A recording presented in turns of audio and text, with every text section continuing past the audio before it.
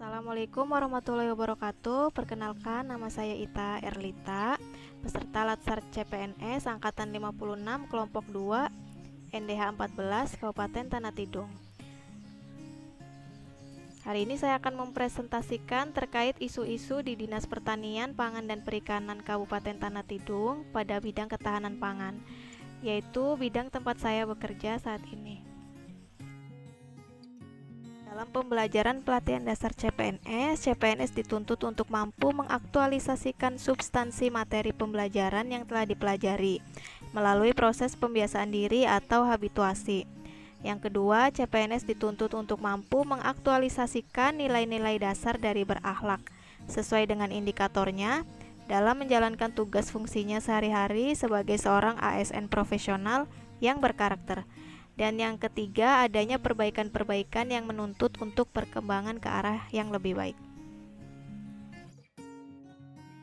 Dari pengalaman dan pengamatan saya selama bekerja 2 bulan ini di bidang ketahanan pangan, isu yang saya dapatkan yang pertama, belum adanya email resmi di bidang ketahanan pangan. Yang kedua, keterbatasan perangkat kantor berupa komputer untuk pelaksanaan penginputan data. Jumlah komputernya itu hanya ada 2 unit, sedangkan jumlah pegawai di bidang ketahanan pangan itu ada 7 orang. Dan yang ketiga itu belum terlaksananya publikasi laporan untuk skor pola pangan harapan. Setelah saya menemukan isu-isu yang sudah saya sebutkan pada slide sebelumnya, tahap selanjutnya adalah mengidentifikasi isu-isu terkait kondisi saat ini dan kondisi yang saya harapkan. Core issue didapatkan dari analisis kualitas masing-masing isu. Proses analisis isu menggunakan 2 alat bantu penetapan kriteria kualitas isu. Yang pertama itu APKL dan nanti yang kedua ada USG. APKL itu singkatan dari aktual, problematik, kehalayakan, dan kelayakan. Aktual itu artinya isu benar-benar terjadi dan sedang hangat dibicarakan dalam masyarakat. Yang problematik artinya isu tersebut memiliki dimensi masalah yang kompleks sehingga perlu dicarikan solusinya. Yang kehalayakan, isu menyangkut hajat hidup orang banyak, dan yang kelayakan, isu masuk akal dan realistis serta relevan untuk dimunculkan inisiatif pemecahan masalahnya. Penilaian secara APKL dilakukan menggunakan nilai dengan memberikan skor rentang 1-5. Semakin tinggi nilai menunjukkan bahwa isu tersebut sangat urgent dan sangat serius untuk segera ditangani. Berdasarkan tabel bisa dilihat dapat diambil kesimpulan bahwa isu yang akan dianalisis adalah isu tentang belum terlaksananya publikasi laporan untuk skor pola pangan harapan dengan total poin 19 dan mendapat ranking pertama.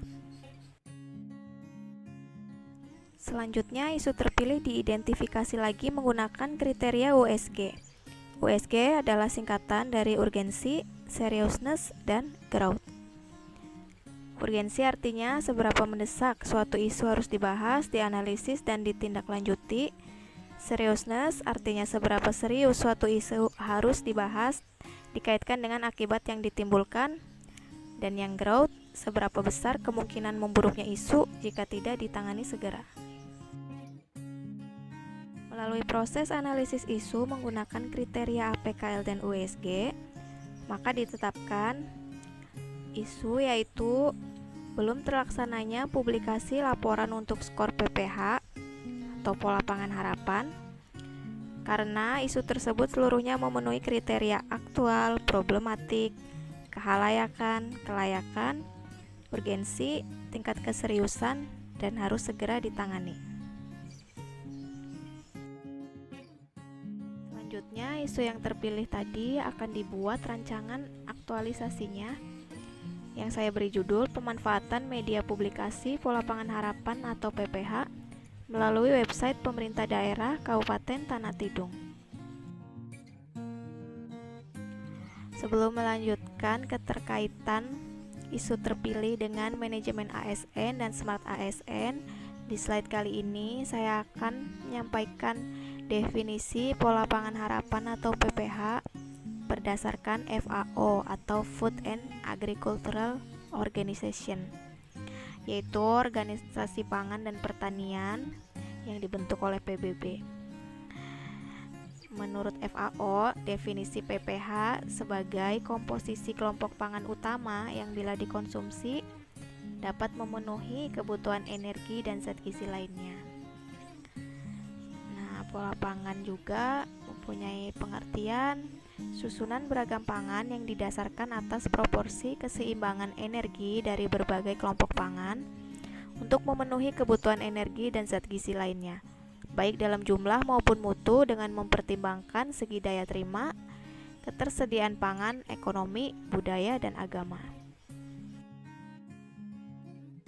Tujuan dari PPH untuk menghasilkan suatu komposisi norma atau standar pangan guna memenuhi kebutuhan gizi penduduk yang mempertimbangkan keseimbangan gizi atau nutritional balance berdasarkan cita rasa atau palatability, daya cerna atau digestibility, daya terima masyarakat atau acceptability, serta kuantitas dan kemampuan daya beli atau affordability.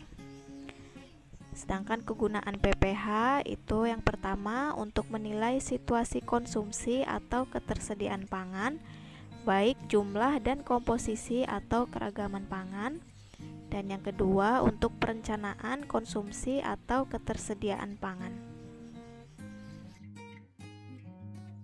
Tinggi skor PPH, maka konsumsi pangan semakin beragam dan bergizi seimbang. Skor PPH maksimal itu 100%, sedangkan target skor PPH pada Dinas Pertanian Pangan dan Perikanan untuk meningkatkan ketahanan pangan yaitu sebesar 87%.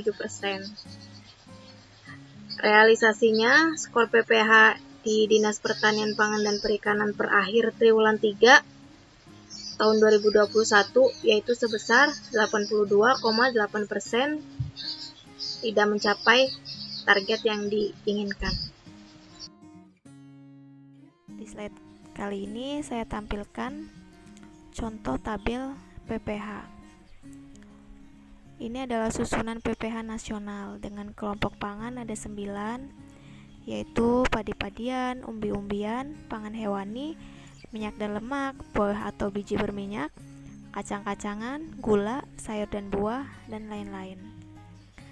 Skor PPH maksimal pada setiap kelompok pangan itu sudah ada patokannya. Dari yang padi-padian itu 25%, umbi-umbian 2,5%, sampai lain-lain ini tidak dimasukkan dalam skor PPH.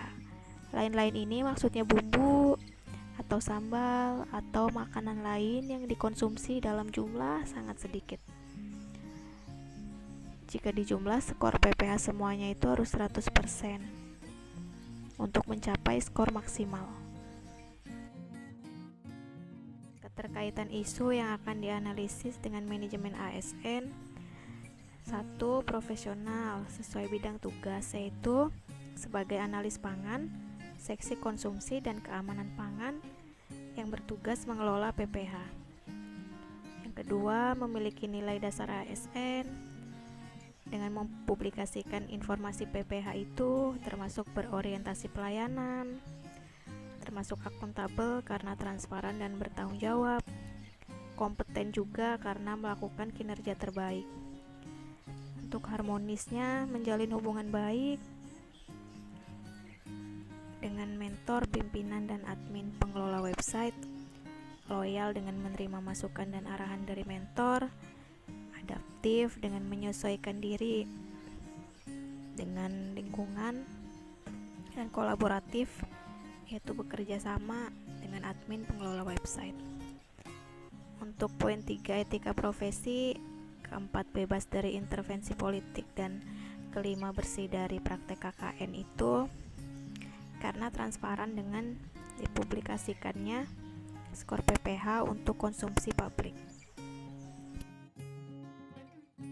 Terkaitan isu yang akan dianalisis dengan Smart ASN: nomor 1, IT, yaitu dengan publikasi melalui website Pemda. Yang kedua, bahasa asing.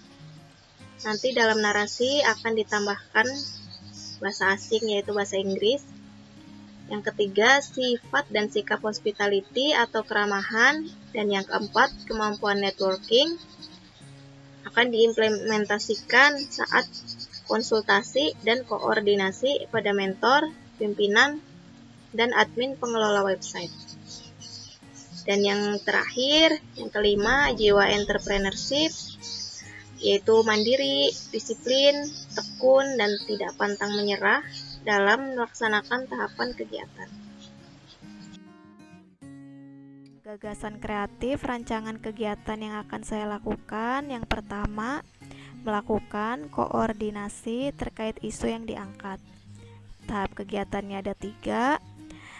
1. Berkoordinasi dengan mentor atau atasan terkait kegiatan aktualisasi yang akan dilakukan. Yang kedua, meminta arahan terkait rencana kegiatan aktualisasi. Dan yang ketiga, meminta persetujuan pelaksanaan kegiatan aktualisasi. Outputnya, notulensi hasil diskusi serta dokumen persetujuan dari mentor. Yang kedua, melakukan kegiatan persuratan dan konsultasi ke Dinas Komunikasi dan Informatika Kabupaten Tanah Tidung untuk bahan publikasi. Tahap kegiatannya, 1. Membuat surat permohonan publikasi laporan skor PPH ke Dinas Kominfo. Yang kedua, mengirim surat permohonan publikasi data ke Diskominfo. Dan yang ketiga, berkoordinasi dengan admin pengelola website Pemda di Diskominfo terkait publikasi laporan skor PPH. Outputnya, tersedianya surat permohonan dan gambaran mengenai publikasi hasil. Kegiatan yang ketiga yaitu melakukan publikasi laporan skor PPH ke website Pemda Kabupaten Tanah Tidung. Tahap kegiatan, 1. Menyiapkan data laporan skor PPH. Yang kedua, mengupload data laporan skor PPH ke website Pemda. Dan yang ketiga, publikasi hasil. Outputnya, tersedianya laporan hasil susunan data dan foto untuk dokumentasi publikasi hasil. Tahap kegiatan yang keempat yaitu evaluasi tahapan kegiatan akhir. Tahap kegiatannya, 1. Berkoordinasi dengan pimpinan mengenai hasil publikasi. Yang kedua, melakukan evaluasi tahapan pelaksanaan kegiatan. Dan yang ketiga, membuat laporan akhir kegiatan habituasi. Outputnya, tersedianya laporan hasil kegiatan, dokumentasi, dan laporan akhir atau habituasi. Sekian pemaparan dari saya terkait isu yang akan dianalisis pada Dinas Pertanian Pangan dan Perikanan Kabupaten Tanah Tidung. Atas perhatiannya, saya ucapkan terima kasih.